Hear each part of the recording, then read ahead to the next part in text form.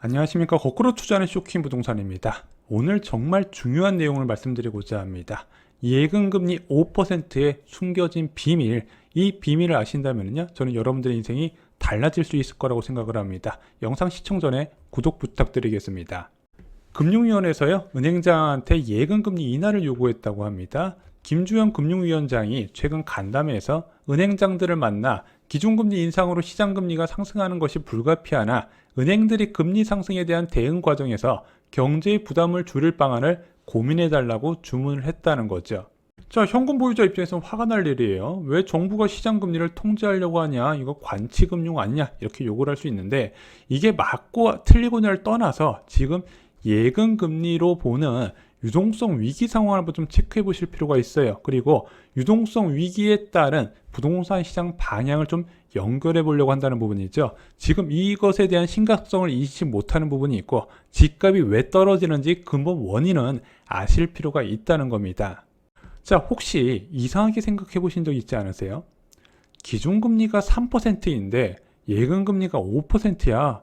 이상하네. 예전에 예금금리 5%때 언제였지? 2008년 6월에 찾아보니까요, 2008년 3월 평균 예금금리가 5.28%였습니다. 아마 이번에 기준금리 올리면 이 정도 맞춰질 수도 있어요. 근데 이 시기에 그때 당시 콜금리라고 불렸던 기준금리 수준은 어느 정도였냐면요, 5%였습니다.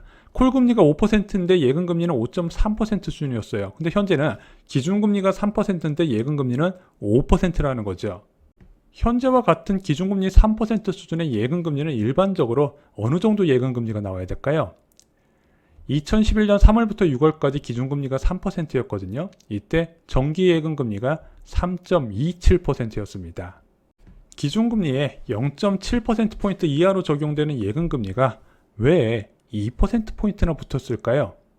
이것은요, 현재 일어난 유동성 위기 상황을 단적으로 나타내는 겁니다. 그리고 이 예금금리가요, 부동산 시장을 초토화시키는 중이에요. 오늘 내용 굉장히 중요합니다.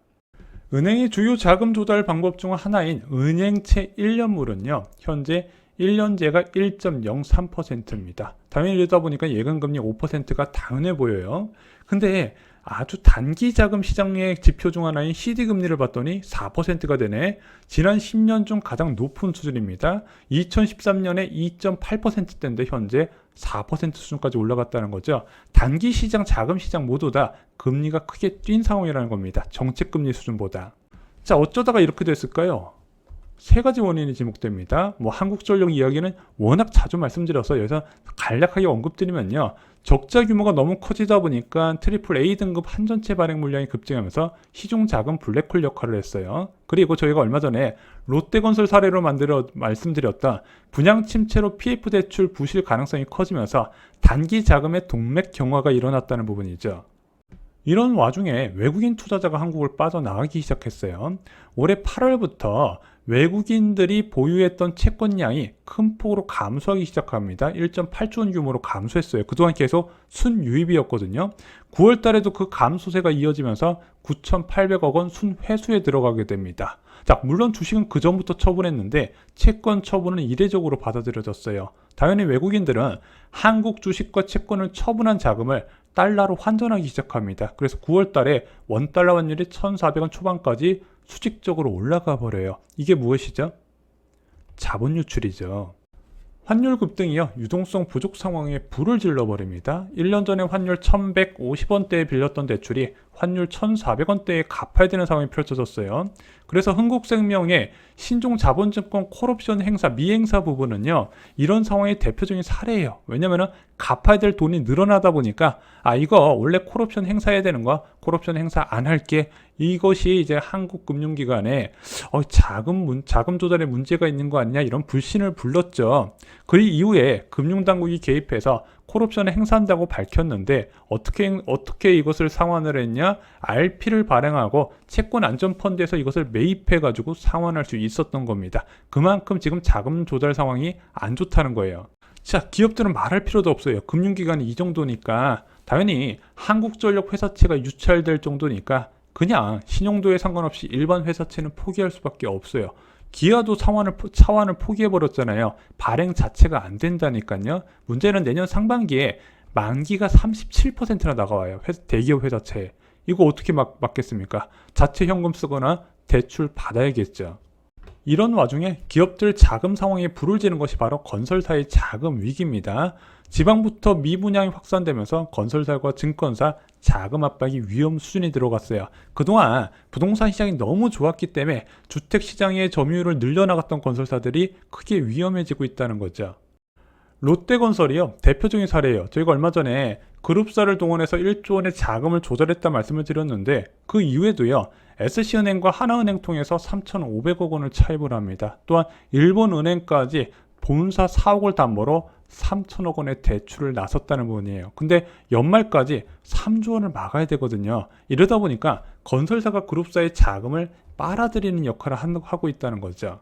자, 결국 기업들 자금 소요가 은행에 쏠릴 수밖에 없는 거고, 가계대출 증가세가 크게 눈에 띄는 와중에서 기업 대출이 폭증세로 나타났다는 겁니다. 자, 결국 해결책은요, 금융권 자금을 동원한 유동성 위기 지나 지금 정부가요, 재정을 활용하기 굉장히 어려운 환경이에요. 왜냐면은 지금 같은 상황에서 섣불리 재정을 투입하게 되면요, 그 국가에 대해서 재정 안정성이 지금 위험 신호로 받아들여서 그게 더 큰 충격을 주고 있거든요. 그래서 생각할 수 있는 방법이 금융권 자금을 동원해서 채권 안전 펀드로 지금 위험에 자금이 크게 부족하는 증권사 중심으로 자금을 공급해요. 1차 동원했고 2차도 동원을 했습니다. 또한 자금의 블랙홀 역할을 하고 있는 한국전력 발행체를요, 대출로 전환시키려고 하고 있고, 지금 요금도 올리려고 하고 있습니다. 그러면은 당연히 은행에서 자금이 부족해질 수 있잖아요. 그래서 은행 LCR 규제 같은 부분을 조금 유예해주면서 더 많은 자금이 시중에 투입되도록 하고 있다는 겁니다. 워낙 자금이 많이 필요하다 보니까 이례적으로 지금 정책금리, 기준금리 대비 예금금리가 높다는 건 이해가 되실 겁니다. 그런데 지금 상황 보니까 이런 위기, 유동성 위기가 장기화되면요, 금융기관까지 부실화가 될 가능성이 있겠구나 예상할 수 있다는 거죠. 자, 그럼 유동성 위기 발생 3가지 원인 말씀드렸잖아요. 그럼 PF 대출 부실의 해결 방안은 무엇이 있을까요? 일단 국토부가 내놓은 방안은요, PF 대출 보증을 확대하겠다. 그래서 미분양 주택의 PF 대출 보증 신설에서 5조 원 규모로 나서는데, 만약에 너네가 할인 분양 등의 노력 수단이 보충되지 않으면 지원하지 않겠다고 선언을 했어요. 또한 기존 PF 대출 보증 대상 요건 완화 및 보증 규모도 확대해서 15조 원 규모로 진행을 한다고 합니다. 그리고 수요도 늘려야겠죠. 무순위 청약의 거주 지역 요건을 폐지하기로 했고요. 시간이 더 나아가서 이거 누가 좀 사가지고 장기간 운영해 줬으면 좋겠다 싶어서 2020년 7월에 폐지된 등록 임대사업자의 정상화 방안, 아마 미분양 주택부터 길을 열어주지 않을까 생각이 듭니다. 근데 왜 예금금리를 건드렸을까요? 생각해보세요. 아무리 미분양 주택 살 때 혜택 줘봤자 주변 집값이 폭락하면 누가 미쳤다고 미분양 주택을 사겠습니까? 그러면은 왜 집값이 떨어질지 알아볼 필요가 있다는 거죠. 그럼 여러 차례 말씀드렸잖아요. 역전세난 때문에 집값이 떨어지고 있다. 자, 원래 전세자금 대출은요, 가장 낮은 수준의 대출금리가 책정됩니다. 왜냐면은 보증기관에서 90에서 100% 수준의 보증서를 발급해주고 그 조건 하에서 은행이 대출해주는 거거든요. 거의 무위험 대출에 가깝다 말씀을 드렸어요. 그럼 예금금리와 연계되는 대출금리가 산출이 되는데, 현재 예금금리가 너무 높잖아요. 예금금리가 너무 높아서 과거에 상상도 못했던 연 6%대, 7%대 전세대출금리가 나오고 있고, 앞으로 더 오를 거라는 이제 두려움이 있는 거죠. 그럼 만약에 지금 유동성 위기가 없었다면요, 원래 어느 정도 금리가 나와야 되냐? 기준금리가 3%면요, 예금금리는 한 3.5%, 그리고 전세대출금리는 4.3에서 4.7 정도가 나와야 됩니다. 근데 현재는 기준금리 3%에 예금금리 5%, 전세대출금리는 6, 7%가 나오고 있죠. 그럼 사람들이 6%, 7% 이자 받아가지고 전세에 들어갈까 안 들어갈까? 절대 안 들어가다 보니까 세입자 구하기 힘들다는 얘기가 절로 나오는 거예요. 그런데 하필 운이 진짜 없는 게, 이 역전세라는 2년 전 전세 시세를 봐야 되잖아요.